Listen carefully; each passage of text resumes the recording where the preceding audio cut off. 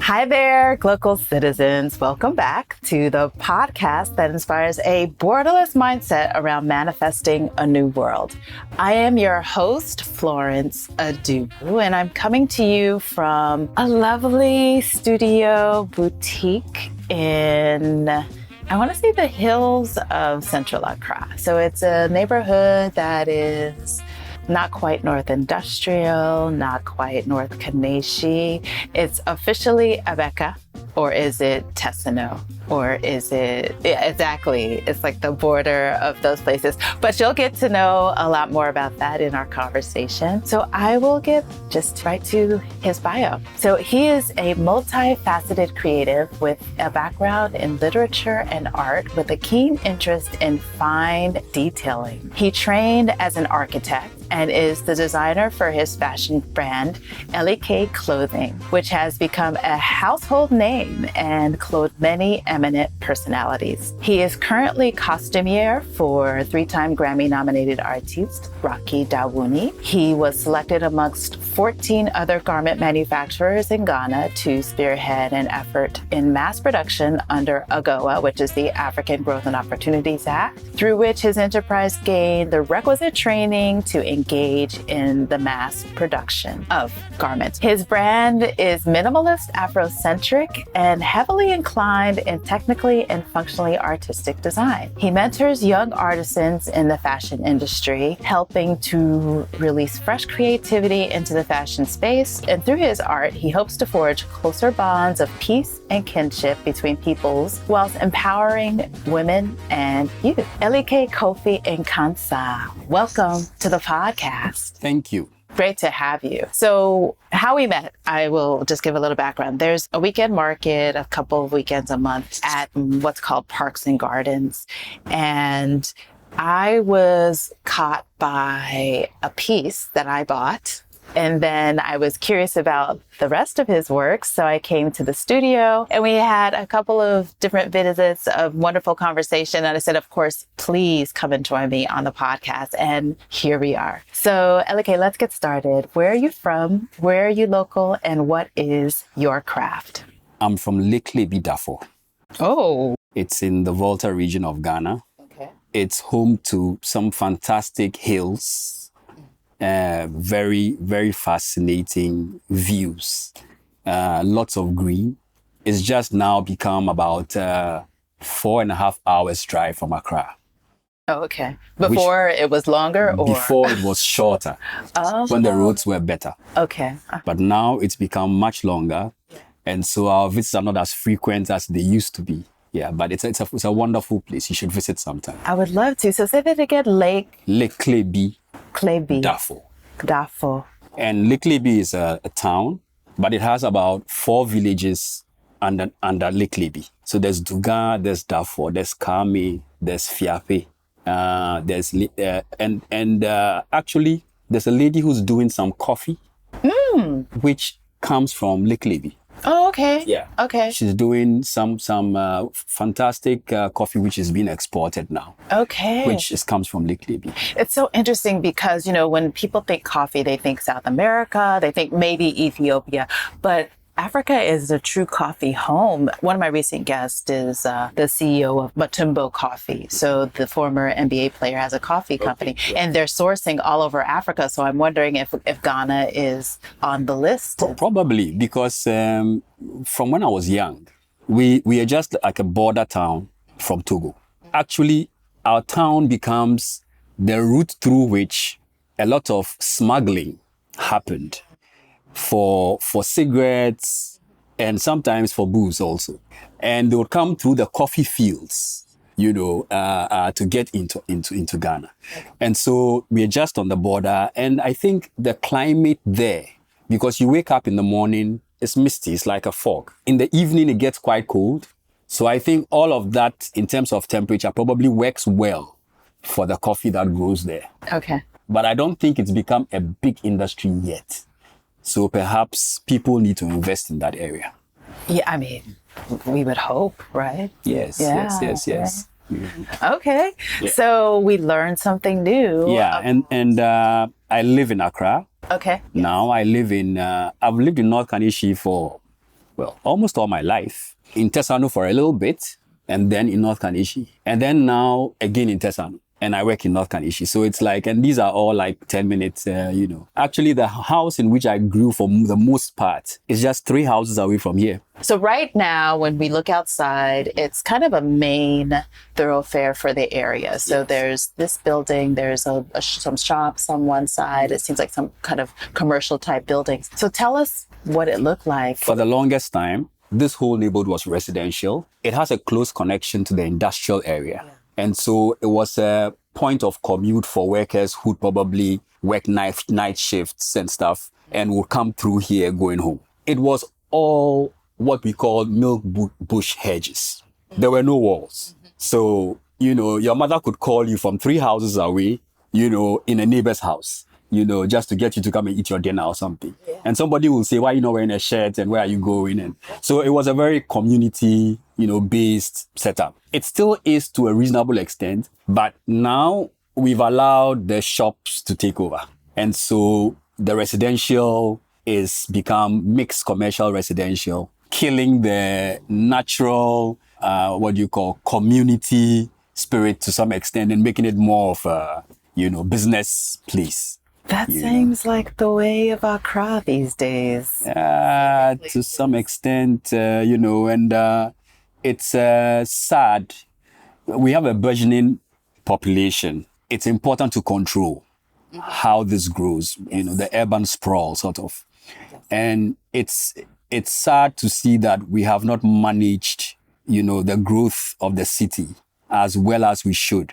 Because now, perhaps, the extent of importation of goods, even now, and some services, but goods mostly, has resulted in an imbalance in the way we live.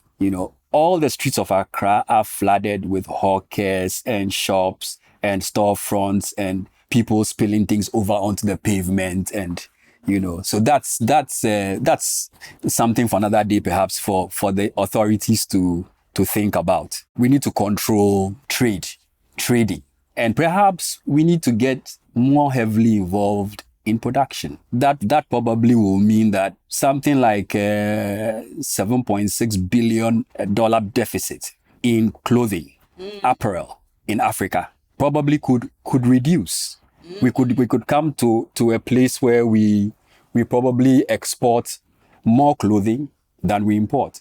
And especially, perhaps, we will kill the second-hand goods trade. And the waste. And the waste that they produce, which I'm trying to put in pieces of art with being very deliberate, but how much of it can we salvage that way? Right, exactly. So you mentioned art. So tell us, what is your craft? Okay, so I'm originally an architect by profession. But let's say perhaps I entered that by accident, sort of.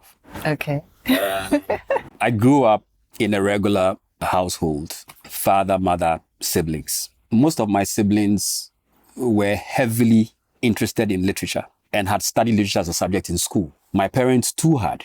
So the house was full of books. I was 13 years younger than the majority of them.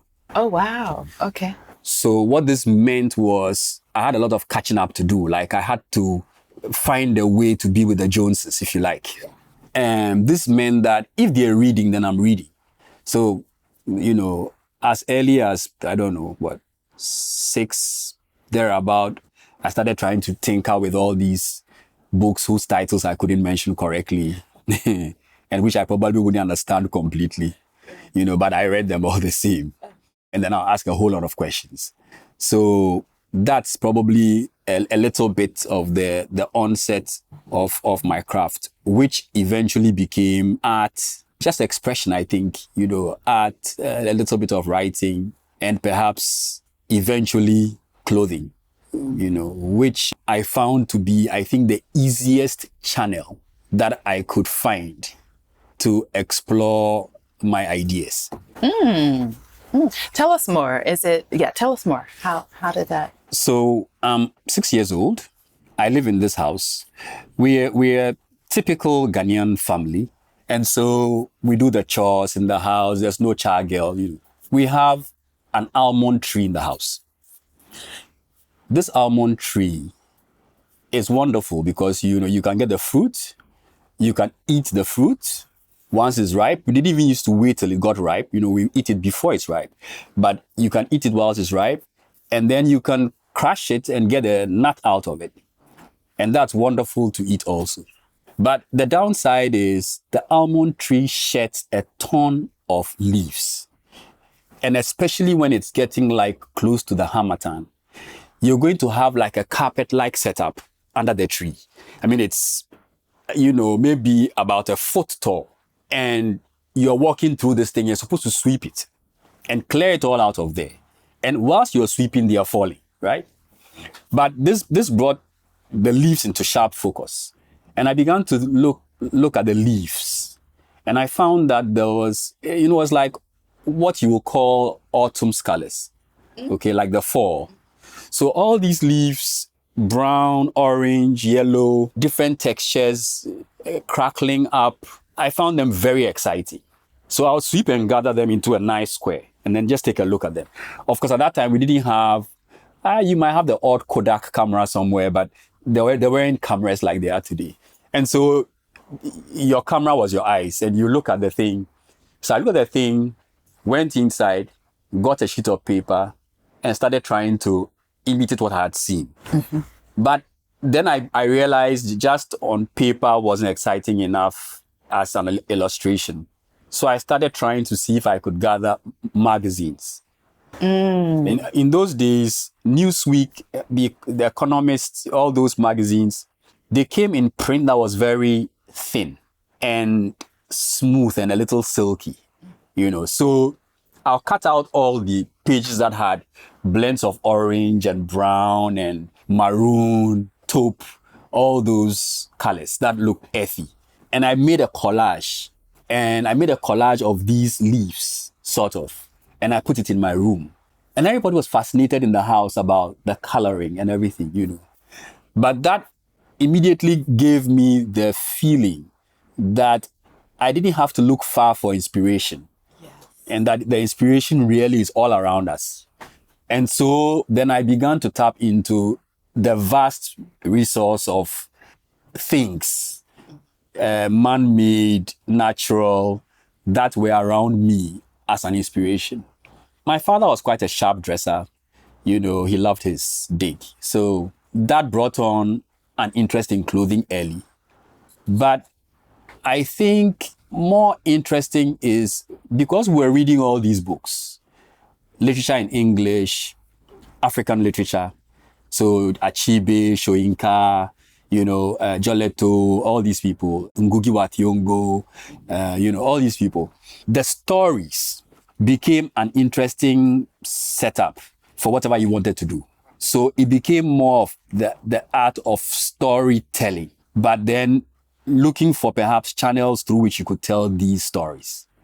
So clothing, to some extent, was a way of telling these stories. Mm-hmm. And it came as, look, I got a piece of paper, I draw out a design. The first designs I made were like some Hawaiian shirts. Mm-hmm. And I draw up a design and I put certain details and measurements to it. And I can go to the tailor around the corner and find out if he can try to make it. And so the entire cost was a little bit like just a little of my savings, from uncles and aunties and stuff. And I could have something made. And I could see it, as the Ghana people would say, fili, like in reality. And I could, experience something of my creativity. That was wonderful because writing a book, well, we'd heard that there was Macmillan Publishers somewhere, and it sounded like you had to make an air trip to go find Macmillan, wherever they are. But this was, very simple and very easy to do. And so I took to clothing early. In that regard, yeah. Interesting. Okay. And it was a way to realize your vision. Most in a very tactile way. Yeah. That's true. So when you think about that as your first, and then you end up professionally starting off in a design space, but a little bit different. Where did architecture catch you? Okay, so I'm living in this house, like I told you. I have my bigger brothers, Sonny and Tony. Both of them, was a little bit of a debate team in the house all the time. So little arguments and discussions and Nietzsche, Kafka, Freud, something. But there was always some heavy discussion. And I was paying attention and struggling to understand. So by the time I was about 7, I started drawing portfolios of clothing design. And I was very organized. I had my little desk in my little room, and I could be there for like 5 hours. I didn't need any distractions. Yeah. I would go and play the chaskele, that's a local golf, and soccer from time to time. Chaskele? Chaskele, yes. You throw a milk tin. No, I mean, you could have a milk tin or a Milo tin. No, the Milo was big. So a milk tin or maybe a small coffee tin. You had a wheelbarrow and you stood a distance away and you were supposed to throw into the wheelbarrow. Okay. Now, the first person to get into the wheelbarrow becomes the person with the bat. Okay. So he goes to stand at the wheelbarrow. Okay. And he has a bat. And if you throw your tin, he's going to hit it so far that it might go like 3 houses away. Now, you probably will encounter a couple of dogs, some difficulty, but you have to go for that exact tin because we knew how your tin was dented. Oh. So if you went and fished out a different tin, we would say we didn't bring the right tin. So you have to go all the way, find the tin, and bring it. But I began to do these drawings and I began to get serious with them. And I began to keep portfolios for men, for women, stuff like that. And then I began to put color to it and shading and so on. So I began to get a few of the devices that art has for producing any kind of work. But as I went, let's say almost in secondary school, writing again became a little bit of a distraction. So I would try to write. And I went as far as trying to get a whole manuscript early, like, 12 years old. I had written some love story, some sumptuous love story. Of course, then you ask the influences. My stepmother was reading Danielle Steele and Barbara Taylor Bradford and all those people. Joan Collins, is it her sister? I think. Yeah, her sister. Yeah. So then I was reading all of these things also, and the Forsyth and things. So those were also beginning to mix with the serious stuff, which would be like, books on economics and stuff that were in the house. The drawing dipped a little, and then I did a little more of that. But I found that still I was attracted to the drawing. So by the time I was going to the university, I had done art as just a basic thing in Achimota school up to Form 3. And that was just compulsory. And I was okay with it. I mean, I did it easily. But I didn't really do art as a subject at my O level. This meant that to enter the university, if I wanted to do an artistic course, I didn't have art. They had the November, December exams. These you wrote a lot of times to augment your grades in the June exam. So if you didn't do too well in June, you could write the November and top up. So finally you have a broad, or just do a lot more subjects and have a broader chance of going into the university. So in November, I wrote both O and A-level art. And thankfully, I was successful at both. So now I was ready. So I thought, okay, my family had done, my brother did political science. The other one did some insurance. My father was working in the banking sector. Everything seemed very formal. My stepmother had taught English in Mauli School, secondary school for a number of years. My mother was also working a white-collar job at Cocoa Marketing Board. So I felt that it was all too starchy. I needed a little bit of a departure from these things. Unfortunately, there was no musical instrument in the house. I believe I might have gotten interested in music because I do try to write songs and things like that, and some poetry and that kind of thing. But then I looked at the courses at the university. Everybody was, doing it with bated breath because they were like, this guy, We don't want to interfere. But at the same time, he needs to do something proper, And back in the day, my parents were very liberal, but they still had a little bent of something that will put food on the table and make you comfortable So I looked at the courses that were being offered. Legon didn't have too many artistic things. I might have gone to do psychology in Legon, but then the art was still, calling me. So I went to check on tech, which is the Kwame Nkrumah University and I realized that of the artistic courses, well, they sounded like architecture was the peak of the pile for the artistic courses. I think it was an erroneous concept, but then in reality, they looked at it like that was a course that you did for like about 6 years. Whereas most of the other courses were just a standard 3 or 4 year course. So it seemed like, well, the architecture students usually were like, if you like, had been in school for longer than everybody else and seemed to be the OGs on campus. So it was like, okay, then architecture was an interesting one. There was graphic design, there was textiles, there's rural art, and then painting. But architecture sounded sophisticated, sort of. So in my child's mind, I thought, okay, let me take my chance on architecture. So I went for the interview. Now, I'm in this interview, there's about 7 lecturers. They're all, PhDs and whatnot. They have RIBA, which is the Royal Institute of British Architects qualifications. And then they have the AGI, the local Association of Ghana, architects also. I'm like, okay, so what am I going to say to these people? I was the last person to be called. It was just before a break.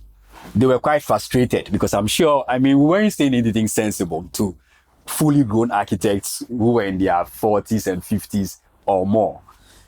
They called me. I was the last person before the break. I presented my portfolio. They opened it. It was full of drawings of clothing. So they were like, how do you expect to become an architect when you're drawing clothing?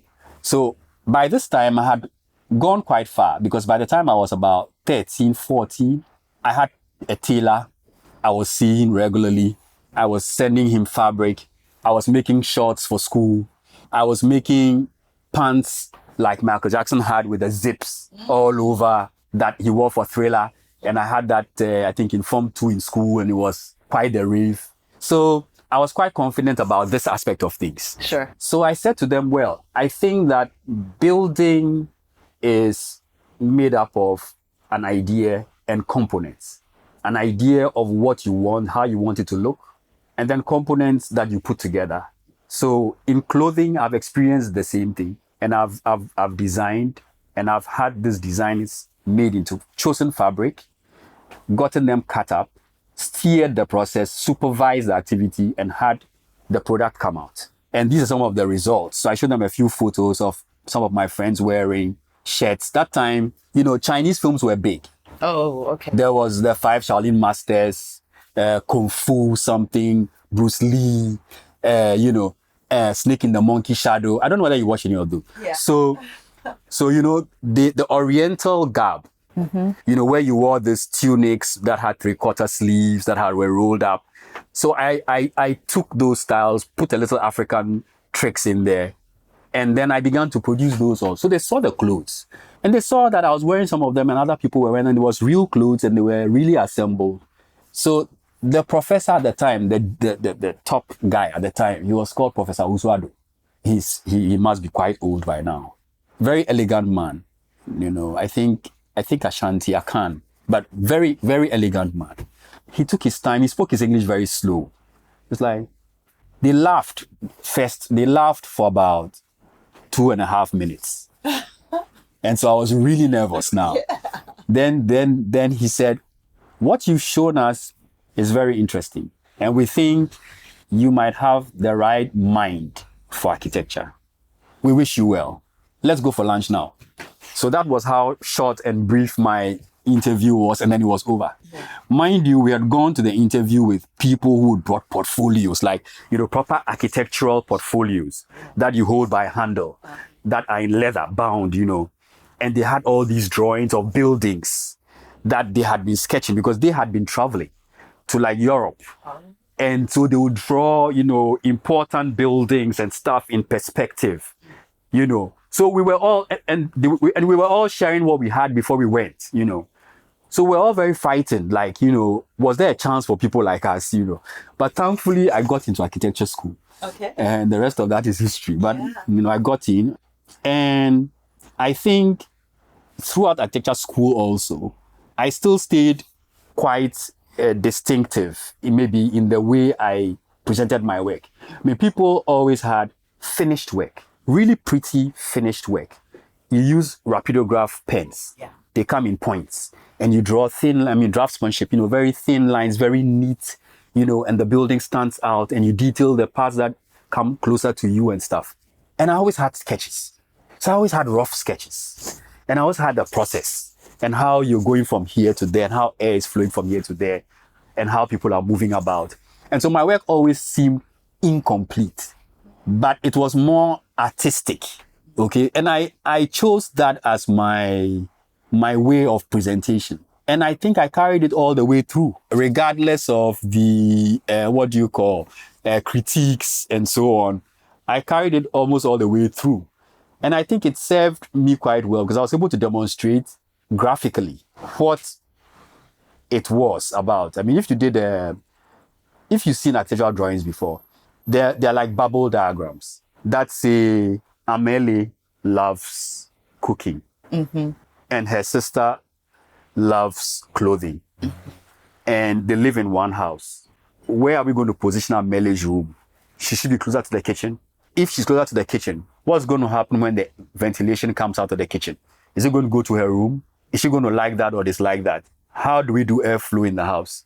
And so there's all these arrows and bubbles that show people moving around and how things happen and how things coordinate. And so I was able to do that. And then I began to look at, so now whilst all this is happening, I'm in architecture school, but I haven't forgotten about clothing because that's my first love. So I keep going back and forth. So let's just say that by the time I was in architecture school, I was running a clothing business in school. And so I was cutting my clothes that I had produced from Accra and marketing them to students in school who would go to the African print dance, we call it Afri-Pre night, and they would wear my clothes. So I wasn't losing sight of my business, even though I think maybe I was refining my craft because now I was studying architecture and there were serious principles in terms of economics, in terms of clients, in terms of a brief from a client and what they really want, in terms of their psychology, their mindset. So all of those things, the sociology of, so then that began to make a stronger framework for creating clothes also. And then I was still writing from time to time, So it's just, I was always in that space. Okay. So you're a student, you go and study architecture, you become an architect. Mm-hmm. And so I want to kind of squeeze in my why the where question in this, because typically it's how did you come to be living, working, and playing where you currently are located? Okay. And so I want to twist it a little to why the where of the transition from being a professional architect, which you did, mm-hmm. to where we are sitting today. Okay. So, like I said, I'm in a Peugeot 504 caravan that flies from Kumasi to Accra, right, at dawn. And I am coming to supervise clothing production on a Saturday. By 11 o'clock, 12 o'clock, I'm back in a bus or another Peugeot and I'm in Kumasi. I risked my life like that for, several trips, between Kumasi and Accra. When I got out of architecture school, having designed a fashion house for my thesis, which was very convenient because by this time I had probably gathered enough information about everybody, the trends in fashion and all those things. And so I did that, got out of school. I got a job with Dewega Grutter Brown, mm-hmm. which was, I think, part Swiss-based firm in Ghana. The architects there, at the time, the partners, Gruta and Brown. Dewega wasn't there, but Gruta and Brown. Very meticulous people, very organized. I later met someone who was recently also past president of the Association of Architects. SM Quarty was also there. And he was a few years ahead of me, had worn my batik shirts in school, but I met him there. Now, I was trying to become a professional architect, but I was constantly drawn back to my studio, which at the time was in my home. And I found myself like in a dilemma. So I did a year out for architecture, finished school, came back, took the job, worked for a while. Initially had to wear a tie, which is not very me. Yeah. Did it for a while. It was nice because there were other people also there, like there's a gentleman called Ferdinand Adu, who had won the quiz, What Do You Know, several times. And he was so knowledgeable, that it was an interesting person to talk to and hear things from and so on. But after a while, I was like, my studio. And so I came back to my studio. And the idea was that I was going to come to my studio. I didn't want things to die. So I was going to come revive my studio for a while and then go back to architecture. But I never went back. Okay. I never ended up going back. Okay. I did practice, from time to time, do designs, create buildings. And I've done quite a number of things that have been built and so on. But I just never went back to full-time architectural practice. Even though I think that I credit architecture with giving me a great deal of structure to my craft. It's made almost every problem seem surmountable when it comes to an artistic endeavor. So thinking of that, everything has been local in this area. So when you decided that you wanted to open your shop, was it just because it's close, I'm nearby, or was there a feeling like you wanted to be near something? Because, you have Mukala markets and where most people are. So what was the attraction for opening your shop here? Well, two things. Economics. Yeah. Ghana, sadly, you can dream, but you are beset with the realities of the conditions of the country. And there are some constraints on maybe how far you can stretch at certain points. Yeah. So I started sewing under a mango tree in our house. Okay. And I put one machine there. I found a convenient time when my father had gone on a vacation or something and convinced my stepmother that, this might be a escape route, for me. So I put that machine there. We did the thing for a while. Then she found a cool idea for me to be on a little veranda, a little ledge, behind my room, which was the last room. By this time, of course, the bigger boys, my uncle and two elder brothers, who were about the same age, 13 years older than I was. Uncle studied economics. Big brother did political science. The other one did insurance. They all had left the house. And I was now in their room, which was closer to the gate. It was like a quick exit. Yeah. They could go out and come back unnoticed. So now I could hide my craft in that corner and start doing that without disturbing the general activity in the house, like guests coming to the house and stuff. But before long, this thing had gone out of control because my bed was moved out of the room. I brought a couch because I needed it to be a bed by day, a bed by night, and a couch by day. The room had my clothes displayed. I didn't have any of my belongings there anymore. Everything was going out of control. I hijacked my stepmother's shop in Tudu at a certain point and went and got started there. Okay. But this was also an area that, was quite busy and very noisy and all that. And so I left, came back home, reworked the arrangements with my folks till now they said, okay, you could use the garage temporarily. So I moved into the garage. So now I'm a full-fledged shop. I have 7-8 machines and I'm working. Okay, so that worked for me in terms of economics. I didn't have to go rent a big place. I didn't have to do too much. I was in a little corner just doing my thing, but I was still managing to sell. I spoke to friends along the road. It was difficult to find a place. One, Mr. Mbia, took a look at me and said, what do you want to do? I said, I wanted to make a shop. I said, okay, fine. You can come and do it in my house. So I opened this shop in 1996, just as a small corner shop. At that time, there was no other shop. All the way to St. Teresa's, all the way to the sports complex. There was no other shop. And I was the only shop here. So when I got out of school, my shop was there. And it was open. And I had clients. And I was in an architectural office. Okay? So I kept dashing in and out. Yes. In and out. But after I was like, look, I'm going to run my shop. So I came here. And 6-7 employees later, I began to work. Until it became a fully fledged activity. Yeah. I think we went all the way up to about maybe 20 employees at a certain time. Oh, wow. Yeah. Wow. Yeah, that's a proper fashion house. Yeah. Okay. Sampling units, production. Yeah. Wonderful.